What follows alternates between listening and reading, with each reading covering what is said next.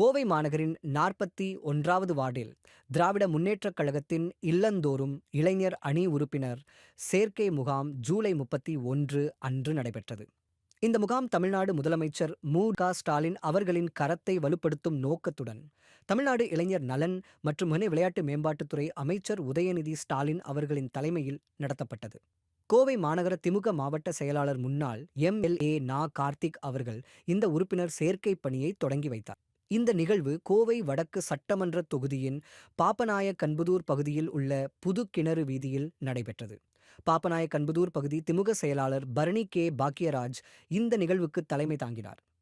கோவை மாநகர மாவட்ட இளைஞரணி அமைப்பாளர் ஈரா தனபால் மற்றும் துணை அமைப்பாளர் கோவை அருண் ஆகியோரின் மேற்பார்வையில் இந்த உறுப்பினர் சேர்க்கை முகாம் நடைபெற்றது.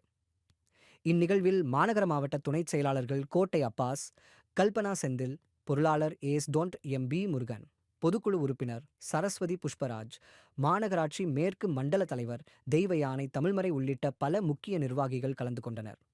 மேலும் வட்டக்கழக செயலாளர்கள், மாமன்ற உறுப்பினர், பல்வேறு அணிகளின் அமைப்பாளர்கள், கழக நிர்வாகிகள், பகுதி மற்றும் வட்ட நிர்வாகிகள், செயல் வீரர்கள், இளைஞர்கள் மற்றும் கழக உடன்பிறப்புகள் என பலரும் இந்த முகாமில் பங்கேற்றனர்.